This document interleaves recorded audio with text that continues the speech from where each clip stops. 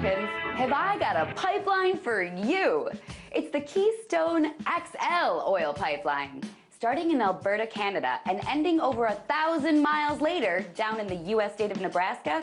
I think it's fair to say that the XL stands for extra large, and that's just how we Americans like everything, am I right?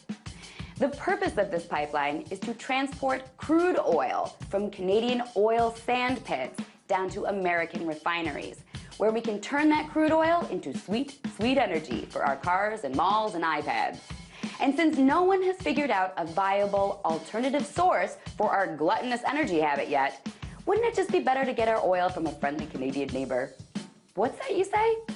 Oh, right, the environment. It's bad for the environment, particularly because it's transporting oil that is coming from goopy sand pits. Right. Yeah, see, taking crude oil from sand pits, like the one in Canada, is a process that involves a ton more carbon emissions than, say, drilling for crude. But don't worry, the U.S. State Department recently issued a supplementary environmental impact statement as part of the approval process for the pipeline. In its conclusion, it says, "You guys, relax. The pipeline won't have any bad impact on the environment." Now, the report admits that oil sands crude oil has potentially large climate impacts. The report admits that the emissions could be 81% greater than emissions from average crude already being refined in the U.S. But then the report actually says that, and I'm paraphrasing here obviously, but this is honestly what the report reported as findings. It says that, you know, people are going to want that sweet Canadian energy.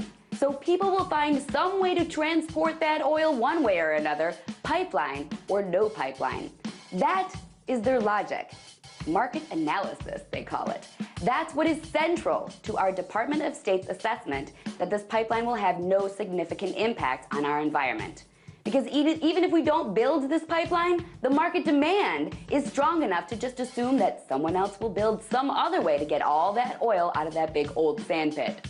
So the environmental impact is somehow therefore nullified. Now we are in the meaningful comments phase of the pipeline project. That's how this works. People apply for permits, federal agencies issue their dumb reports and findings, and then we have this comment phase where we all are allowed to give our 2 cents, and supposedly the government listens. Well, here's my 2 cents, US government. I know you're probably going to build your damn pipeline no matter what I say. The only thing that might stop you is if you figure out a way to get more oil more cheaply. I'd respect you a lot more, US government, if you just came out and said, we're building an extra large pipeline that is going to jut across open plains of 3 giant states like a nasty, cancer-causing worm on the planet. And you are going to like it, because then you can still use all of your TVs and microwaves and SUVs. But since you are not going to say that, I'd appreciate it if you'd at least stop pretending to do due diligence and writing up these crap reports that insult my intelligence.